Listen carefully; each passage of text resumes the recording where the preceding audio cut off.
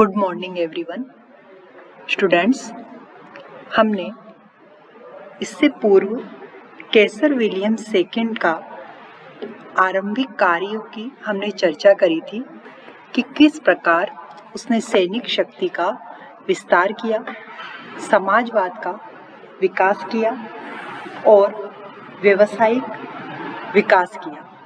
इसके बारे में हमने पिछले वीडियो में चर्चा करी थी। आज हम विलियम सेकंड की विदेश नीति का अध्ययन करेंगे। बिस्मार्क के पतन के बाद जर्मनी की विदेश नीति में मूलभूत परिवर्तन हुआ। विदेश नीति के संबंध में बिस्मार्क और विलियम द्वितीय के दृष्टिकोण में बड़ा अंतर था। बिस्मार्क ने जर्मनी को एक संयुक्त राष्ट्र घोषित किया था। कूटनीतिक संधियों द्वारा जर्मनी को सुरक्षा प्रदान कर फ्रांस को मित्रहीन बनाया गया तथा यूरोप में जर्मनी की प्रधानता स्थापित करी गई। किंतु विलियम द्वितीय ने जर्मनी की शक्ति एवं प्रभाव का विस्तार किया। वह जर्मनी को विश्व राजनीति के क्षेत्र में लाना चाहता था तथा जर्मनी के शासन तंत्र तथा विदेश नीति के क्षेत्र में अपने आप को सर्वोपरि बनाना चाहता था। 19वीं शताब्दी के अंत में जर्मनी की अभूतपूर्व प्रगति के आधार पर सम्राट विलियम द्वितीय यह दावा करता था कि जर्मनी का विश्व शक्तियों में स्थान होना चाहिए तथा अंतर्राष्ट्रीय मामलों में कोई भी महत्वपूर्ण कदम जर्मनी के सहयोग के बिना नहीं उठाया जाना चाहिए। इस प्रकार जर्मनी की राजनीति बिस्मार्क की महाद्वीपीय नीति के स्थान पर विश्व राजनीति बन गई। प्रोफेसर टेलर ने इस विषय में लिखा है कि 1897 की नवीन महत्वपूर्ण घटना यह थी कि जर्मनी विश्व राजनीति की ओर अग्रसर हुआ। उसकी महत्वाकांक्षाओं ने बिस्मार्क द्वारा निर्धारित सीमाओं को तोड़ दिया। अधिकांश जर्मन लोगों को जर्मनी की असीम शक्ति की चेतना थी। अतः विश्व राजनीति में जर्मनी ने बहुत उत्साहित होकर कार्य किया। औपनिवेशिक क्षेत्र में जर्मनी का प्रभाव बढ़ा, किंतु इस नीति के परिणाम स्वरूप जर्मनी के लिए हानिकारक स्थिति पैदा हो गई। नौसेना की वृद्धि से जर्मनी और इंग्लैंड के बीच तनावपूर्ण स्थिति उत्पन्न हो गई। जब उसने तुर्की में अपने प्रभाव का विस्तार करना चाहा तो रूस और इंग्लैंड दोनों जर्मनी से अप्रसन्न हो गए। औपनिवेशिक विस्तार की आकांक्षा के कारण फ्रांस और इंग्लैंड से उसके संबंध बिगड़ गए और जर्मनी की नीतियों के परिणाम स्वरूप रूस, फ्रांस और ब्रिटेन सम्मिलित होकर संयुक्त रूप से जर्मनी का सामना करने के लिए कटिबद्ध हो गए। कि जर्मनी ने जो कैसर विलियम सेकंड था उसने जर्मनी की उत्थान के लिए काफ़ी कुछ कार्य करे, लेकिन जो उसकी जो नीतियां थी वही आगे जाकर उसके खिलाफ जो यूरोप के देश थे उनको खड़ा कर दिया। सबसे पहले अगर हम उसकी विदेश नीति की चर्चा करते हैं तो उसमें लेते हैं कि रूस के प्रति उदासीनता और फ्रांस व रूस की मैत्री। रूस और जर्मनी की पुनर्आश्वासन की संधि की अवधि जून 1890 तक थी। फरवरी 1890 में बर्लिन स्थित रूसी राजदूत शुलाव ने बिस्मार्क से संधि के नवीनीकरण का आश्वासन प्राप्त किया, परंतु मार्च 1890 में बिस्मार्क के त्यागपत्र देने से स्थिति बदल गई और 21 मार्च 1890 को विलियम द्वितीय ने शुलाव को यह सूचित किया कि मंत्रियों के बदलने से उसकी नीति में परिवर्तन नहीं हुआ है। चूंकि इस संधि से बाल्कन क्षेत्र में रूस की महत्वाकांक्षा को बल मिला और संधि का नवीनीकरण न करने के सुझाव को स्वीकार कर लिया। 28 मार्च 1890 को जर्मन राजदूत ने रूस के विदेश मंत्री को इसकी सूचना दे दी। यद्यपि जार और गियर्स को जर्मनी के इस निर्णय से बड़ा आश्चर्य हुआ, परंतु उन्होंने यह संतोष व्यक्त किया कि संधि को समाप्त करने की पहल जर्मनी की ओर से की गई है। इस प्रकार बिस्मार्क द्वारा निर्मित व्यवस्था की एक महत्वपूर्ण कड़ी टूट गई। अंत में फ्रांस और रूस की 1894 में मैत्री हो गई। दोनों में एक गुप्त समझौता हुआ और धीरे धीरे फ्रांस और रूस काफी एक दूसरे के निकट आ गए। इस संधि के बाद फ्रांस में प्रतिशोध की जर्मनी की प्रधानता संदिग्ध हो गई और इस संधि द्वारा यूरोपीय राज्यों के गुटों में विभाजित होने की प्रक्रिया आरंभ हो गई और जर्मनी के विरुद्ध एक सशक्त गुट का निर्माण होने लगा। इसी प्रक्रिया में ब्रिटेन भी पीछे नहीं रहा, वह भी जर्मनी के लिए एक तरह से शत्रु के रूप में खड़ा हुआ। ब्रिटेन के संबंध में अगर हम परिस्थिति को जांचते हैं तो देखते हैं कि विलियम द्वितीय के शासन के आरंभिक काल में जर्मनी और ब्रिटेन के संबंध बहुत मैत्रीपूर्ण रहे थे।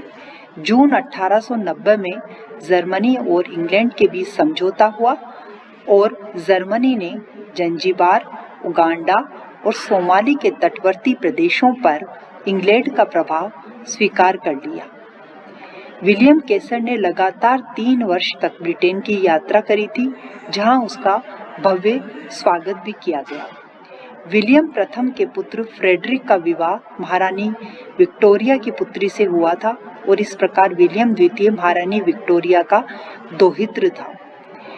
दोनों के बीच प्रगाढ़ मैत्री के कारण जर्मन चांसलर ने यह आशा की थी कि इंग्लैंड त्रिगुट के साथ मिल जाएगा। इंग्लैंड और जर्मनी की मित्रता को देखते हुए रूस ने भी फ्रांस के साथ मित्रता करने में अधिक रुचि ली, परंतु 1895 में एक नई परिस्थिति सामने आई। तुर्की साम्राज्य में बढ़ते हुए कुशासन तथा गैर मुस्लिम जनता की हत्या के कारण यूरोपीय राज्यों में तुर्की के सुल्तान के विरुद्ध बड़ी उत्तेजना उत्पन्न हो गई। उसी समय ब्रिटिश प्रधानमंत्री सेलिसबरी ने तुर्की साम्राज्य को बड़ी शक्तियों के बीच विभाजित करने की योजना बनाई और जर्मन सम्राट के सामने ये योजना प्रस्तुत करी, परंतु सम्राट ने कहा कि वह तुर्की साम्राज्य की अखंडता चाहता है, वह नहीं चाहता कि तुर्की अलग अलग टुकड़ों में विभक्त हो जाए। इस घटना से दोनों देशों के बीच मनमुटाव पैदा हुआ।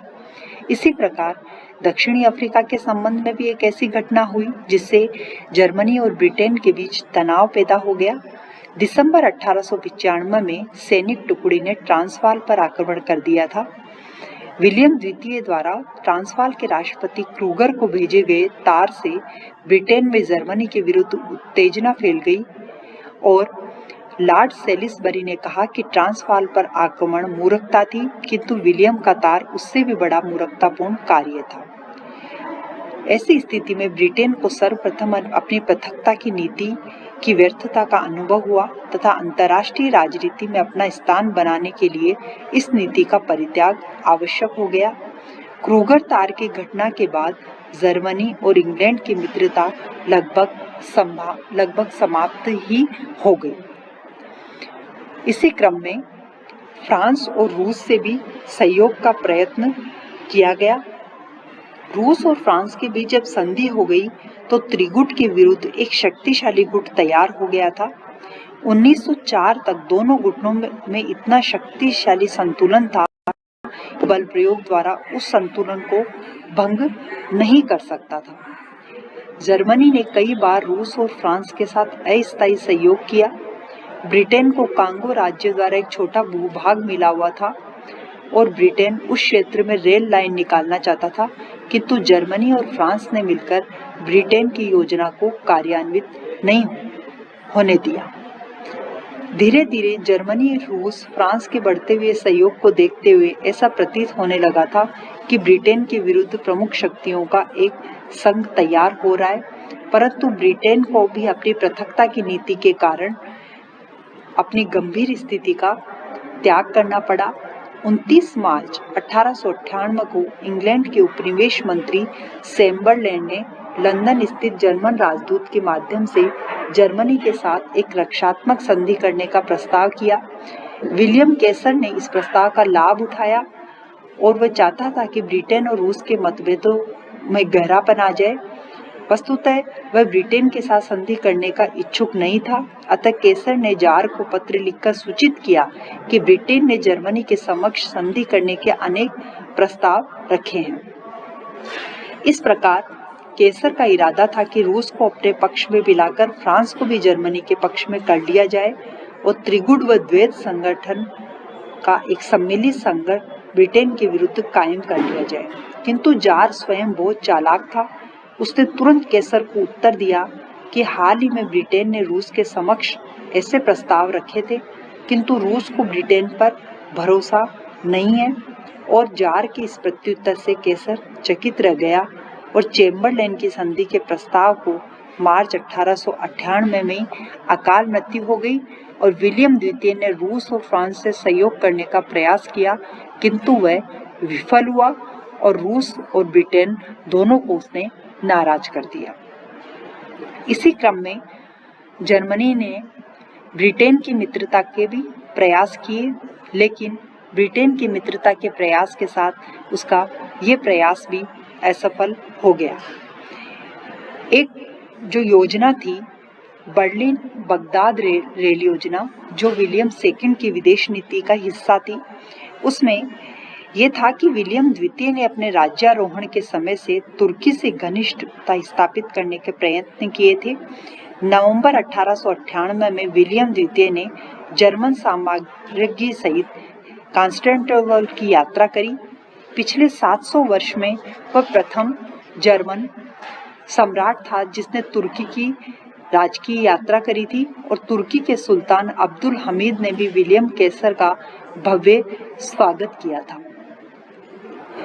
लेकिन इस योजना का जो बर्लिन बगदाद योजना जर्मनी और तुर्की ने के बीच सम्मिलित हुई, तो ब्रिटेन, फ्रांस और रूस ने इस योजना का विरोध किया और ब्रिटेन, फ्रांस और रूस के विरोध के कारण बर्लिन बगदाद रेल योजना कार्यान्वित नहीं हो सकी और इस योजना के कारण जर्मनी व अन्य राज्यों के बीच बहुत बड़ा तनाव उत्पन्न हो गया। तो हम कह सकते हैं कि जो केसर विलियम सेकंड की जो विदेश नीति थी वह कई स्थानों पर बिल्कुल मूर्खतापूर्ण थी, क्योंकि न तो वह एक मजबूत संगठन बना सका, बल्कि उसने ब्रिटेन, फ्रांस व रूस को भी अपना शत्रु के रूप में खड़ा कर दिया। स्टूडेंट्स, इसके आगे वाली विदेश नीति की हम नेक्स्ट वीडियो में चर्चा करेंगे।